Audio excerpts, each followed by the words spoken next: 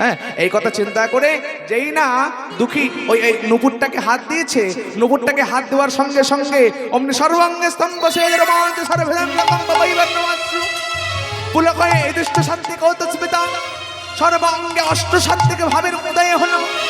থরে করে অঙ্গ কাঁপতে লাগলো, নয়ন দিয়ে অবিরত ধারায় নয়ন ধারা বইতে লাগলো। একই একই নুপুরটাকে ছুঁয়ে আমার সর্বাঙ্গ এমন করে কাঁপছে কেন? ও বুঝতে পেরেছি, আসলে বড় বড় ভক্ত যারা হয় তাদের ব্যবহৃত দ্রব্যের মধ্যে ভক্তি সঞ্চারিত থাকে। আমার মনে হয় এই নুপুরটা নিশ্চয়ই কোনো বড় ভক্তের। আমি ছোঁয়ার সঙ্গে সঙ্গে সেই ভক্তি আমার মধ্যে প্রবেশ করেছে। যাক, আমি আমার কাজ করে চলে যাই।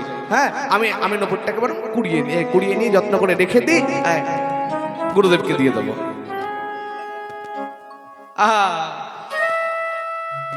নুপুরটাকে যত্ন করে রেখে দিয়েছে, রেখে দিয়ে আবার আপন মনে ঝাঁট দিয়ে চলেছে। আর এদিকে লীলার মধ্যে কি হলো বাবা? কৃষ্ণদাস তো আপন মনে ঝাঁট দিয়ে চলেছে, অন্যদিকে শ্রীমতী রাধারানী নিত্য নিত্য ওই কুঞ্জ মন্দিরে রাধা গোবিন্দ মিলিত হন। আজকেও মিলিত হয়েছিলেন। মিলিত হওয়ার পরে রাধারানী আপন ঘরে চলে গিয়েছেন। এবার নিজের একটা চরণ থেকে নুপুর খুলেছেন, আরেকটা চরণের নুপুর খুলতে যাবেন, এমন সময় চমকে উঠলেন ললিতা।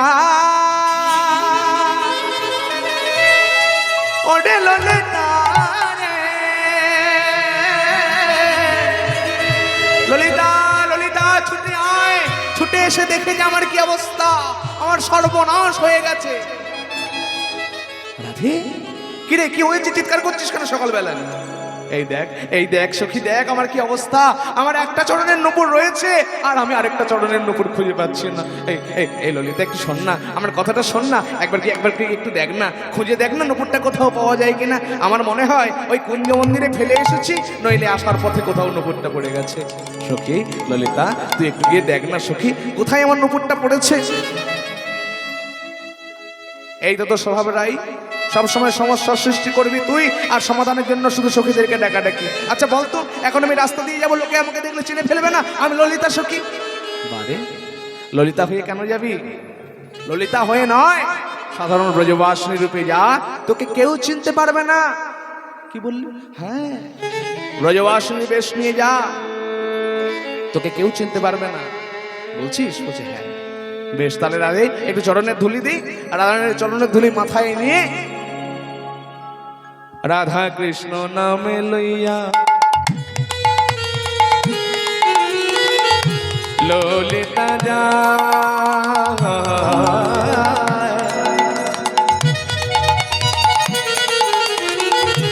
কুঞ্জ মাঝে কৃষ্ণ দাস দেখিবারে পায়, দেখিবারে পায়, দেখিবারে পায়। রাধা কৃষ্ণ নামে লইয়া ললিতা যায়, কুঞ্জ মাঝে কৃষ্ণ দাসে দেখিবারে পায়, দেখিবারে পায়।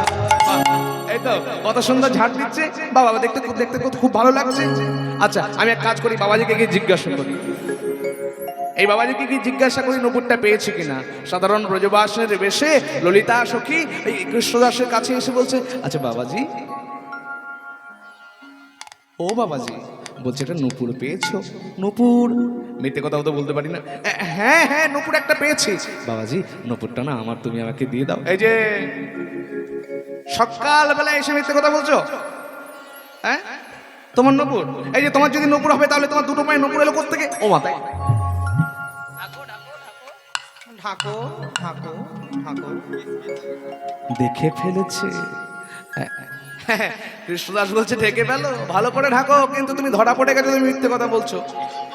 না মানে গিয়ে বলছিলাম কি বাবাজি, নুপুরটা না আমার নয়, আমার সখীর নুপুর। ও,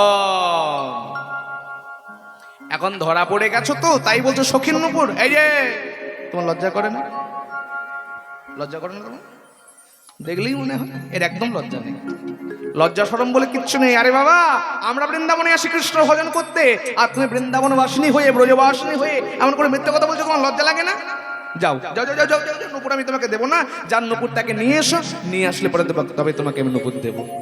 বাবাজি আপনি কোনোভাবে না, আমি একবার যখন দেবো না বলেছি তো দেবো না, যাও, সম্ভব না, দেবো না।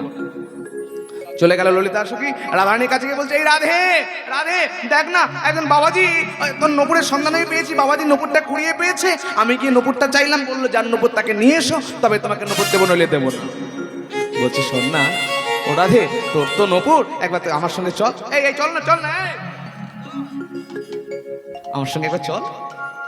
জেনে যাওয়ার কথা বলেছে, সঙ্গে সঙ্গে রাধারানী বলছে, বারে আমি স্বয়ং রাধারানী হয়ে কি যেতে পারি? বা বা বা, রাধারানী হয়ে কেন যাবি? সাধারণ ব্রজবাসিনী বেশ নিয়ে চল। হ্যাঁ হ্যাঁ, সাধারণ ব্রজবাসিনী রূপে চল, তোকে কেউ চিনতে পারবে না। রাধারানী একটু সাহায্য সুন্দর করে দেখুন, যাতে চিনতে না পারে।